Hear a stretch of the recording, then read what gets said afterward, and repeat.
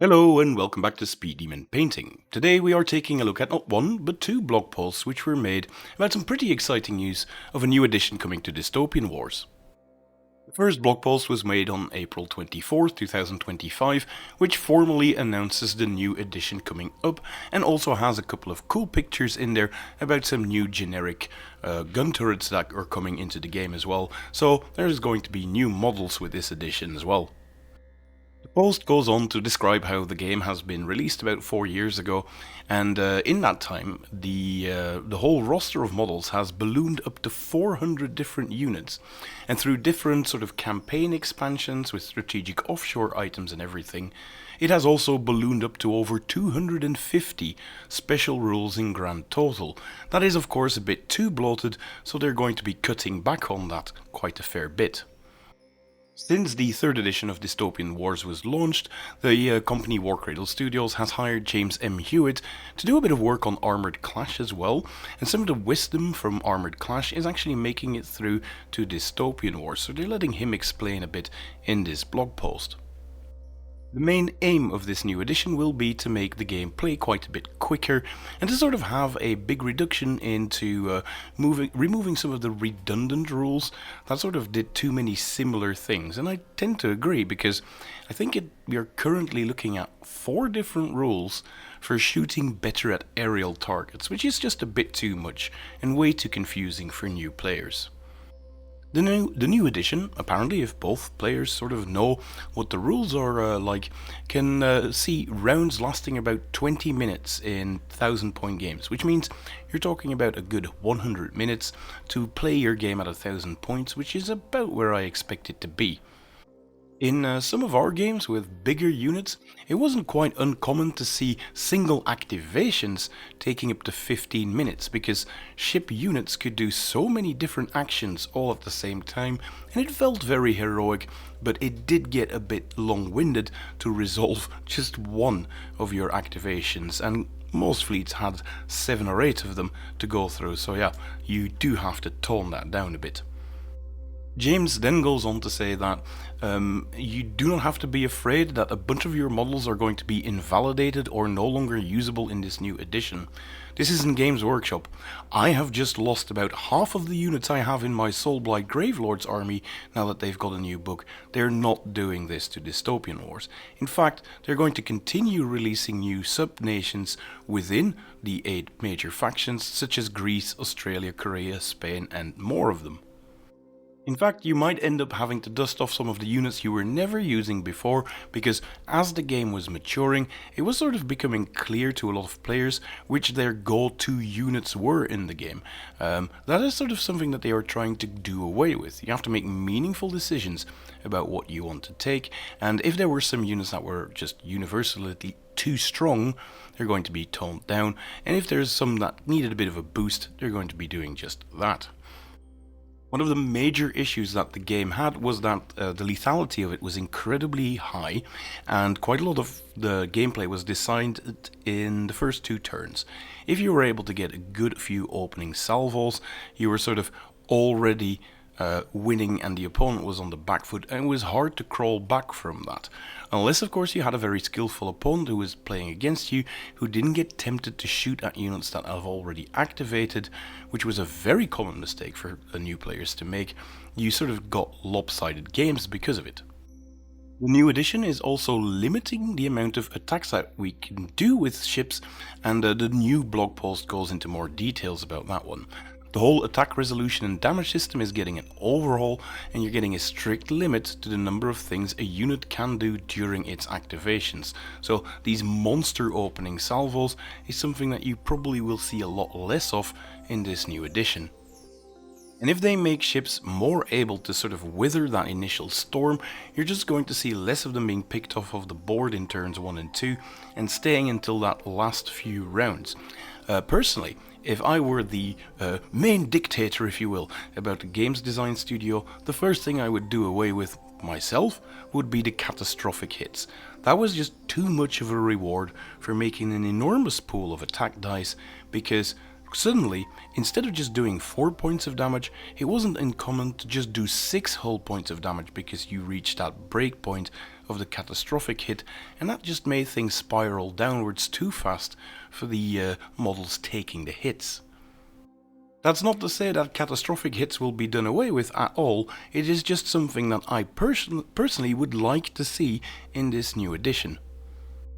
The new edition is also sort of using the new accessories that we are seeing in the new Armored Clash game, moving over to Dystopian Wars. You will still be using the same action dice and critical damage dice that you probably already have loads of, so no need to start buying more of those, but you will be getting the plastic sprues, as you can see depicted in this shot, that are associated with Armored Clash. The new edition is also going to be using the Dystopian Age token sheet, which is used in Armored Clash, which is quite handy because it has like a token to put next to ships that have already activated, or rather units in, of course, in Armored Clash that have already activated, so it's very nice to track that one. There's also one that gives you a suppressed marker, but they'll also be using a new sort of token sheet depicted here specifically for Dystopian Wars, and this one works with different disorder markers, so we're probably going to see quite a bit of a change to how the disorder and discipline system works. In addition, I'm seeing really cool things such as Valor effect markers, damaged and crippled markers as well, along with special tokens with a weird ×2 mark on them as well for the different critical effects, so yeah, quite a big overhaul there as well. What will be completely new is the Victory and Valor deck, and the new blog post goes into describing how that one works a bit more, and it's very much in line with Armored Clash. And of course, a new edition means that there will have to be a bunch of new Orbats, and they're all supposed to be dropping at the same time so everyone can get stuck in. That was sort of the info that could be found in the first blog post. The second one about it goes into a bit more detail and clarifies a couple of things that were said in the first one. They do strongly reiterate that it is in fact very much a new edition. It's not just a new coat of paint on an already existing system, like for instance Age of Sigmar 4 was, or 40k 10th edition was. This is just completely new from the ground up. You can still use all of your models and you will not have to buy any new dice, but there are going to be a few extra accessories and new Victory and Valor cards. One of the main reasons the old edition got so tricky to figure out is because it started off with a bunch of surface units to which underwater units, submerged units were added, and aerial units, and all of that interacted in a very different way, and that was quite difficult for new players to grasp, so that is going to be streamlined as well with this new edition. They've also learned quite a bit from Armored Clash, but do not be afraid, these will actually be completely new rule systems, and it's not just copy-pasting the Armored Clash rules, as much as I like them, into Dystopian Wars. It's going to be its thing on its own, and one thing they specifically mention in the blog post as well is the ability to continuously roll exploding hits to create these insane volleys through monumentally cool cinematic effects. But one of the main issues, and that was causing a lot of mental load on the players, was that you as a player had to declare all the different attacks and all of the different weapons that were coordinating with each other through each target separately before you actually got to roll any dice, which meant that you still had to sort of recollect, or what was your next attack was the next thing that said, and that just sort of drags everything out and makes an activation a bit more stressful than it perhaps needs to be, especially if you're working with big units and coordinated units.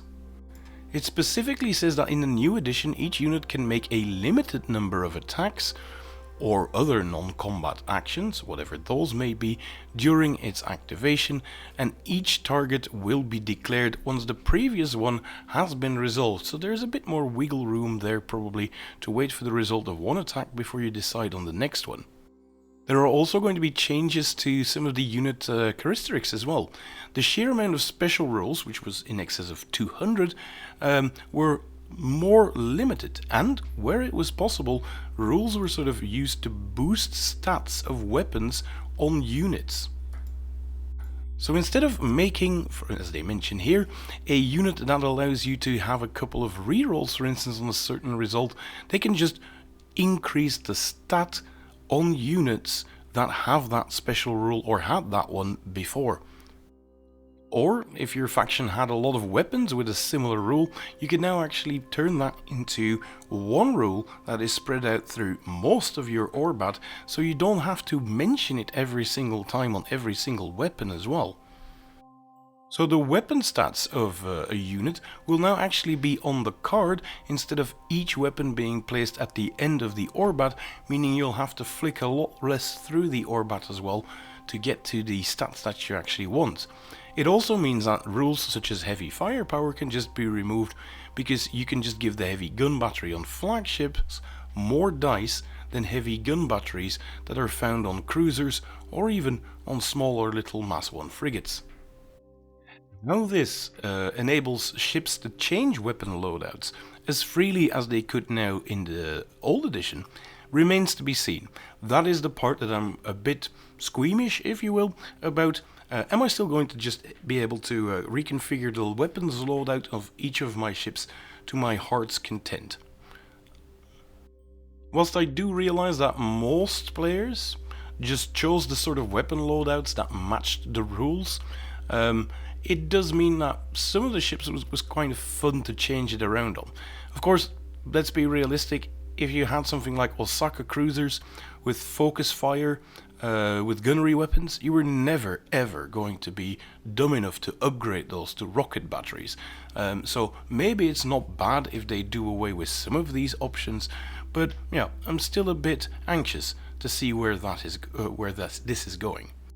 Regardless of the weapon stats, one thing that I am very happy to see is the Victory and Valor deck seeing a significant upgrade. There are a couple of effects that are just being done away with, and one of them is the double activation.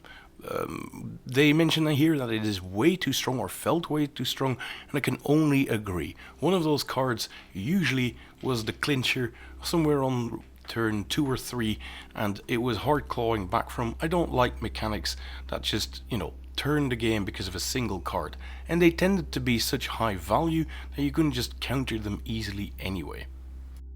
Another thing that they are doing is no longer giving the cards a value of 1 to 60, but it's going to be 1 to 12 with repetitions like we have in Armored Clash.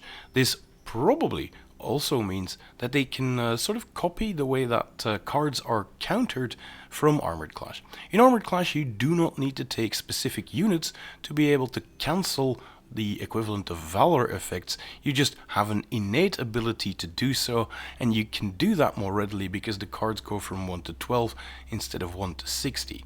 It's a very cool system, and absolutely 2 thumbs up for me if they decide to copy-paste that to Dystopian Wars.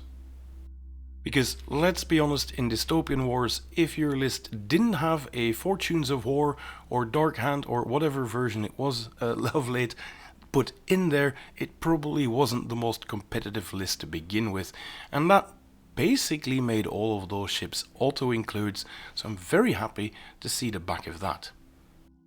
They do at the very end want to reiterate that it isn't just simplifying the game for the sake of simplicity. At its core, you still need a gameplay that has some crunchy mechanical decisions, and where you have to choose your activations in the correct orders and everything. Streamlined gameplay isn't a bad word. It's quite good, and long and tedious ways to resolve an attack isn't fun for anyone. So it'll probably be nice to see if the new edition manages to actually have the decision that the player makes being more important than a player being able to squeeze every last bit of efficiency out of a unit through stacking special rules, which was, to be honest, something that the current edition of Dystopian Wars had a bit. They go on to mention new players of the game being able to jump in more easily, and whilst that is very important, I also think it's very important for people who have picked up the game, left it alone for a while, missed about a year worth of updates, and coming back to it and seeing a bunch of different rules that they've never heard of before, and almost being unable to play the game anymore because it has changed too much. A new edition could remedy that quite significantly as well, and that's what I'm hoping to see too. They also mention, when it comes to the books, everything from the rules themselves to the book's layout will be guided by the same design principles that brought you Armored Clash, and that is really, really good. Armored Clash, the rulebook, has a bunch of different cross-references, so if it says that it refers to a rule found on a different page, it will include that page number as well, so you can easily look it up in case you have forgotten what it was all about. And when it comes to the Orbats, all of the special rules in Armored Clash are found in a separate document that both players have access to, so you can both look it up as well if the need arises. However, that means that all of the special rules being removed from the Orbat makes them way more usable in the game itself, because it's just all about the stats of the units and not so much about a bunch of different keywords that you then have to go and look up at different pages within that Orbat. You can just grab a second document if you have it printed and look them up there, or even ask your opponent if he has that one close at hand to see what it does. And he's very likely to know exactly what it does, because he himself will also have that booklet available to him to read all of the special rules that are available to his own faction. That is it for this video, though. I do hope you enjoyed it, and if you're looking forward to the new edition as much as me, make sure you give the video a thumbs up. That always helps with the YouTube algorithm. And let me know in the comments what you think about this new edition. What do you want to see? What if you were the main dictator of the company and could introduce or scratch any rules of the current edition? What would you do? Let me know in the comments, and I hope to see you in the next video. Until then, bye!